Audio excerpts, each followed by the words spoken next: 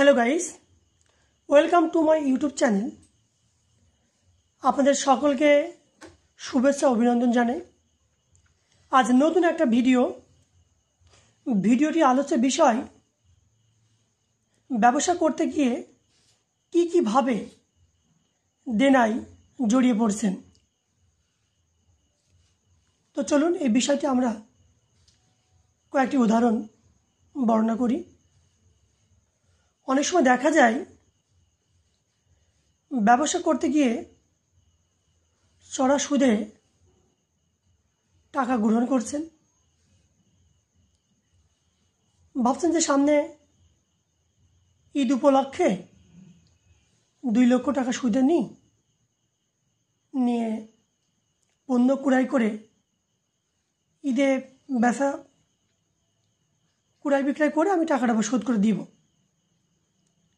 তো সেখানে দেখা যাচ্ছে আপনি সেই 2 লক্ষ টাকা যে চড়া সুদ দিয়ে আপনি টাকাটা গ্রহণ করলেন, পাশাপাশি মার্কেট থেকেও আবার মহাজনের কাছ থেকে বাকি পণ্য ক্রয় করেছেন। টোটাল মিলে দেখা যাচ্ছে আপনার ঈদের সময় 5 লক্ষ টাকা বাকি এবং সুদে দিয়ে পণ্য ক্রয় করেছেন, সেল হচ্ছে আপনার 3 লক্ষ টাকা। আপনার ঘাটতি পড়ে যাচ্ছে 2 লক্ষ টাকা। পণ্য কিন্তু আপনার দোকানে রয়েছে, কিন্তু আপনার টাকা দরকার এখন 5 লক্ষ টাকা। তো মহাজনকে ক্লোজ করে দিয়েছেন, চড়া সুদে যে টাকাটা সেটা ক্লোজ করতে পারেননি। তো অনেক সময় দেখা যাচ্ছে প্রতি মাসে সেটা 2 লক্ষ টাকা, অনেক সময় দেখা যাচ্ছে যে কেউ 10% হারে দেয়, কেউ 15% হারে দেয়। তো মাসে 20 হাজার বা বেশি হলে কিন্তু 30,000 টাকা আপনার প্রতি মাসে গুনতে হবে। পর্যায়ক্রমে মাস কিন্তু দ্রুত চোখের পলকে মাস জাতিয়ে আছে। সময় কিন্তু আপনার জন্য বসে থাকবে না। দেখতে দেখতে 3-4 মাস হয়ে গেছে। তখন আপনি কি করছেন? একটা সমিতি থেকে লোন উত্তোলন করছেন, করে সেই টাকাটা ক্লোজ করে দিচ্ছেন। এবার দেখা যাচ্ছে 2 লাখ টাকা ক্লোজ করতেছে আপনার, সেখানে 3 লক্ষ টাকা আপনি সমিতি থেকে উত্তোলন করেছেন। তা 3 লক্ষ টাকা যদি উত্তোলন করা হয়, তো প্রতি মাসে আপনার 30,000 টাকা মাসিক কিস্তি আসে। তো সেখানেও আবার কিন্তু কিছু সিকিউরিটি বাবদ ডিপোজিট রাখতে হয়। সেখানে 3 লক্ষ টাকা আপনি 30,000 টাকা ডিপোজিট করে রাখতে হবে। পাশাপাশি আবার সেখানে একটা ডিপিএসের নিয়ম থাকে, জীবন বা নিয়ম থাকে। সেখানে আপনার লোন উত্তোলন করার সময় যে চার্জটা থাকে 3 লক্ষ টাকা, নিম্ন করে হলেও 3 লক্ষ টাকা আপনার 6,000 টাকা চার্জ আসে। টোটাল মিলে দেখা যায় 3 লক্ষ টাকা উত্তোলন করতেছে, আবার 30,000 টাকা ব্যয় হয়ে গেছে, থাকলে টাকা 2,70,000। এবার যেখান থেকে চড়া সুদে যে টাকাটা গ্রহণ করেছেন, সেখানে আপনার প্রায় 2.5 লক্ষ টাকা দিতে হচ্ছে, থাকলে আর 20,000। এটা 20,000 টাকা দেখা যাচ্ছে আপনি আর কিছু পণ্য ক্রয় করে নিয়ে এসছেন। পরের মাসে আপনার 30,000 টাকা প্রতি মাসে কিস্তি, সেটা আপনি কষ্ট মষ্ট করে যে কোনো ধার দিনা করে আপনি দিয়েছেন। এবার আরেকটা অতিবাহিত মাস যখন আসছে সামনে, সেটা দিতে পারছেন না, তখন ভাবছেন যে সাপ্তাহিক একটা লোন নিই। তো সাপ্তাহিক লোন 1 লাখ টাকা নিয়েছেন, সেখানে প্রায় 15,000 টাকা ব্যয় হয়ে গেছে, টাকা থাকলে 85,000। মাসিক কিস্তি আবার দিয়ে দিলেন, গেল 30,000, থাকলে কত? 55,000। সামনের মাসে বিপদে পড়ে গেছেন, সে টাকাও আপনার মাসিক কিস্তি দিতে পারছেন না, সাপ্তাহিক কিস্তিও আবার ঝামেলা হচ্ছে। এভাবে আপনি আরেকটা সমিতি থেকে 2 লাখ টাকা নিয়েছেন, সেখানে এরকম 20,000 টাকা আপনার ব্যয় হয়ে গেছে বিভিন্ন চার্জ দিয়ে। এভাবে কি হয়, দিনায় একবার জড়িয়ে গেলে ক্রমান্বয়ে দেখা যাচ্ছে আপনি ভাবছেন চড়া সুদে টাকা নিয়েছি, সমিতি থেকে টাকা নিয়ে সেটা শোধ করে দেব। মাসিক কিস্তি দিতে পারছেন না, আবার চড়া সুদের টাকা আপনি গ্রহণ করছেন।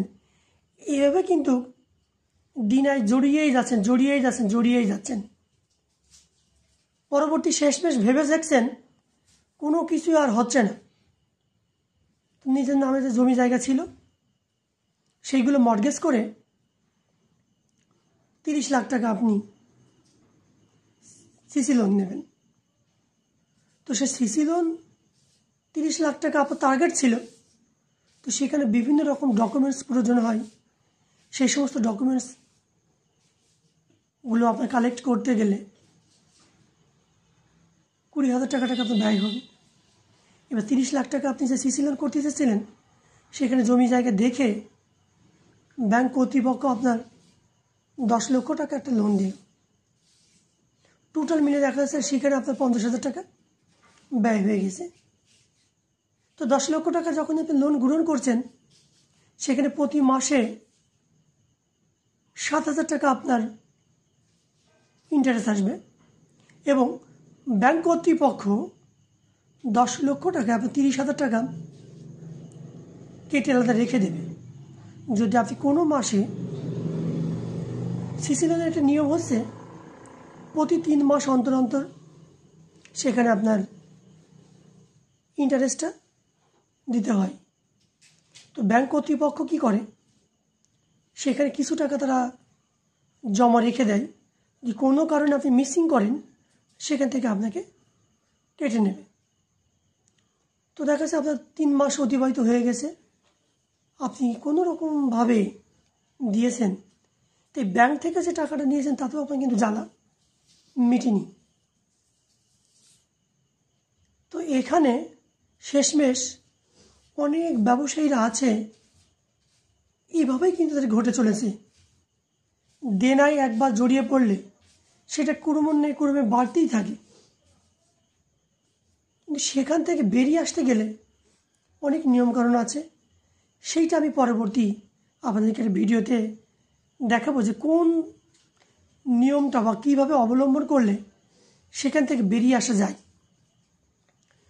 তো অনেক সময় এইভাবে জর্জরিত হয়ে গেলে অনেক পরিবার